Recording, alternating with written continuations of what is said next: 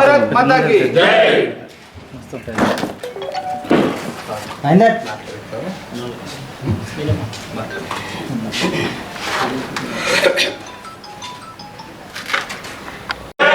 भारत माता की जय। मातरम मातरम वंदे मातरम मातरम मातरम वंदे मातरम। పాత్రికేయ మిత్రులకు అందరికీ కూడా శుభాభినందనలు తెలియజేస్తా ఉన్నాను. నిన్న మహబూబ్నగర్లో జరిగినటువంటి సభలో నరేంద్ర మోడీ గారు తెలంగాణలో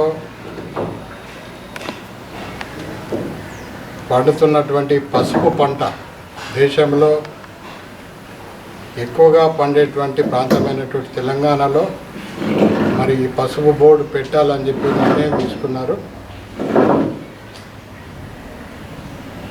నిజామాబాద్ నుండి జగిత్యాల వరకు ఈ బెల్ట్ అంతా కూడా వేలాది మంది రైతులు పసుపు పంట పండించడం జరుగుతుంది.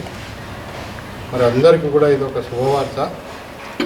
ఇటువంటి పసుపు బోర్డును తెలంగాణ ప్రకటించినటువంటి ప్రధానమంత్రి నరేంద్ర మోడీ గారికి మేము ప్రత్యేకంగా ధన్యవాదాలు తెలియజేస్తూ ఉన్నాము.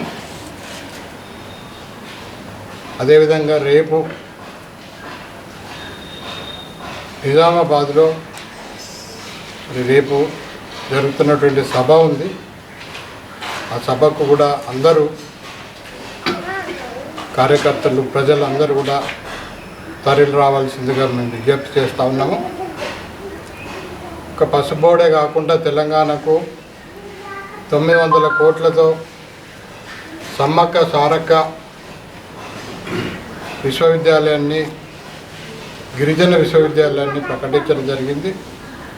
ఇట్లా అనేక రకాలైన అభివృద్ధి తెలంగాణని కాకుండా దేశంలో ఉన్నటువంటి అన్ని రాష్ట్రాల్లో కూడా అభివృద్ధి చేయడం, రాష్ట్రాల అభివృద్ధి ద్వారానే దేశం అభివృద్ధి సాధ్యమవుతుందనే దిశగా మరి కేంద్రం పనిచేస్తూ ఉంది.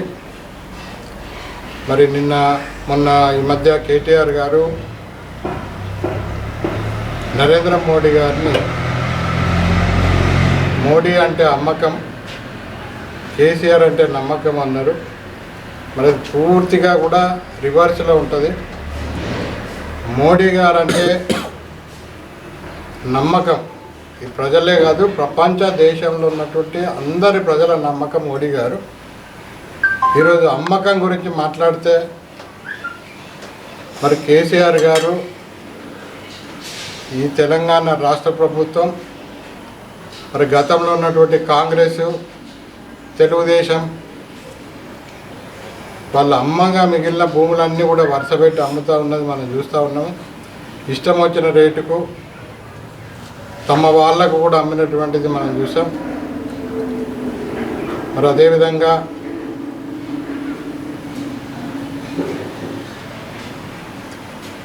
రీజనల్ రింగ్ రోడ్డు మనం చూసాం. ఈ మధ్య రీజనల్ రింగ్ రోడ్డు శాంక్షన్ అయింది. అంతకంటే ముందు ఎంతో ప్రతిష్టాత్మకంగా ఔటర్ రింగ్ రోడ్డు నిర్మాణం జరిగింది. మరి ఔటర్ రింగ్ రోడ్డు నిర్మాణంలో అది ఎంతో కష్టపడి ఆ క్రెడిట్ కేంద్రం యొక్క ఇన్వాల్వ్మెంట్తో ఆ రింగ్ రోడ్ పూర్తయింది. అంటే ఇటువంటి ఆలోచన నాకు తెలిసి ఏ రాష్ట్రం యొక్క ముఖ్యమంత్రి కూడా చేయడు. అటువంటి ఆ దుర్మార్గమైన ఆలోచన అది. 30 సంవత్సరాలు లీజుకి ఇచ్చి ఆ డబ్బులంతా కూడా ఇప్పుడు ఖర్చు పెట్టాలి. అంటే నరేంద్ర మోడీ గారు అభివృద్ధిని నమ్ముకొని పనిచేస్తూ ఉంటే ఈ రాష్ట్ర ప్రభుత్వం ఉచితాలను నమ్ముకొని పనిచేస్తూ ఉంది. ఈ ఉచితాలను ఇవ్వడం కోసం ఈ రాష్ట్ర బడ్జెట్ సరిపోక మరి ఉన్న భూములను అమ్ముకుంటూ ఉన్నది. మొన్న 3 నెలల తర్వాత టెండర్ వేయాల్సినటువంటి వైన్ షాపులను హడావిడిగా టెండర్స్ పిలిచేసి మరి ఆ డబ్బులను కూడా ఇప్పుడు ఉచితాలకు వాడుకుంటున్నారు. ఇక కాంగ్రెస్ ప్రభుత్వం ఇచ్చినటువంటి మేనిఫెస్టో ఏదైతే ఉందో అది పూర్తిగా ఉచితాల మేనిఫెస్టో. అది ఎట్టి పరిస్థితుల్లో కూడా ఏ రాష్ట్ర ప్రభుత్వానికి సాధ్యం కానటువంటి మేనిఫెస్టో అది కానుక చేయాలంటే రాష్ట్ర బడ్జెటే కాదు ఉన్న రాష్ట్రం యొక్క ప్రాపర్టీస్ అన్నీ అమ్ముకోవాలి. ఈ రాష్ట్రానికి ప్రాపర్టీస్ మొత్తం అమ్ముకోవాలి. అదేవిధంగా లక్షల కోట్ల రూపాయలు అప్పులు చేస్తే కానీ సాధ్యం కాదు. అభివృద్ధి గురించి మరి రాష్ట్ర ప్రభుత్వం మోడీ గారిని విమర్శించడం చాలా హాస్యాస్పదంగా ఉంది. మరి అదేవిధంగా రేపు కేటీఆర్ గారు జగిత్యాల పట్టణానికి వస్తున్నారు, వారికి స్వాగతం. మరి కేటీఆర్ గారు గతంలో కూడా వచ్చారు. వారు 2017లో వచ్చినప్పుడు ఎలక్షన్ల ముందే ఇదే సమయం అనుకోండి, ఇదే సమయంలో వచ్చారు. 2017లో వచ్చినప్పుడు యావార్ రోడ్ మా ఇక్కడ ఉన్నటువంటి సంజయ్ కుమార్ ఎమ్మెల్యేని గెలిపిస్తే యావార్ రోడ్డును తప్పకుండా మేము చేసిస్తామని చెప్పడం జరిగింది. మన సంజయ్ కుమార్ గారు తను గెలిచినాక 100 రోజుల్లో యావార్ రోడ్డు నిర్మాణం చేస్తా అన్నాడు. మరి ఇప్పుడు ఎలక్షన్లకు 100 రోజులు కూడా లేవు. ఇప్పుడు ఒక జీవో హడావిడిగా ఎలక్షన్ల ముందు ఒక జీవో తీసుకొచ్చి ప్రజలను మభ్యపెట్టే ప్రయత్నం చేస్తూ ఉన్నారు. చాలా ఇంపార్టెంట్ అయినది, చాలా ముఖ్యమైనది. జగిత్యాలకు గత అనేక సంవత్సరాల నుండి అనేక మంది పోరాటం చేస్తున్నారు. చాలా ముఖ్యమైనది, అందరూ తెలిసినటువంటి సమస్య. కనీసం ఇటువంటి ఒక ఇంపార్టెంట్ సమస్యను కూడా ఇక్కడ ఉన్నటువంటి ఎమ్మెల్యే గారు కానీ కేటీఆర్ గారు కానీ మరి సాల్వ్ చేయలేనటువంటి పరిస్థితి మనం చూసాం. మరి డబుల్ బెడ్రూమ్స్ గురించి రేపు అందరికీ అలాట్మెంట్ ఇస్తారని చెప్పి చెప్తా ఉన్నారు. డబుల్ బెడ్రూమ్ విషయంలో మరి గతంలో మేము పోరాటం చేసాం. 12% ఏదైతే ముస్లిమ్స్లకు రిజర్వేషన్స్ ఉన్నాయో, ఈ 12% రిజర్వేషన్స్ అనేవి అంటే ఒక మతపరమైన రిజర్వేషన్స్ అనే వాటిని మేము వ్యతిరేకించినాం. 12%కు మించకుండా రిజర్వేషన్స్ ఇవ్వాలి, మించకుండా ఉండాలని చెప్పి ఆ రోజు చెప్పాం. ఆ రోజు అందరూ కూడా ఎమ్మెల్యే దగ్గర నుండి అందరూ కూడా 12% లోపల రిజర్వేషన్స్ ఉంటాయని చెప్పి స్పష్టంగా చెప్పడం జరిగింది. కానీ ఈరోజు నాకు లిస్ట్ ఉంది, దానికి సంబంధించిన లిస్టు 3722 మందికి అలాట్ అయినాయి. రేపు కేటీఆర్ చేతుల మీదకి వారికి ఇస్తూ ఉన్నారు.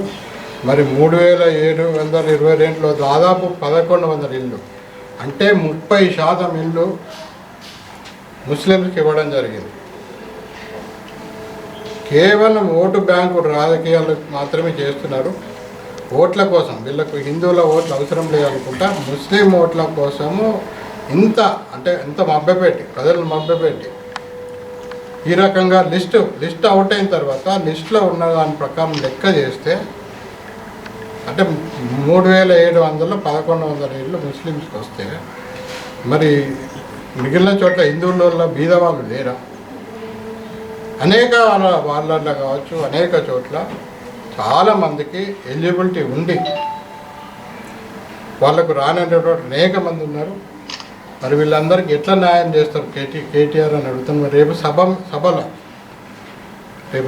జరుగుతుంది. రేపు ఆయన వస్తున్నారు. కేటీఆర్ గారు వచ్చినప్పుడు 2 విషయాలు అడుగుతాం. ఒకటి యావార్ రోడ్డు సమస్య, యావార్ రోడ్డు గురించి ఒకటి. మరి రెండవది ఈ ముస్లిమ్స్కి ఏ బేస్లో మీరు రిజర్వేషన్స్ ఇచ్చారనేది రెండవది. ఇక ఇంకొకటి ఇంపార్టెంట్ విషయం ఇదేంటంటే ఈ డబుల్ బెడ్రూమ్ ఇల్లు అయితే ఉన్నాయో ఇది ఇక్కడ కేసీఆర్ తన సొంతంగా కట్టియట్లేదు.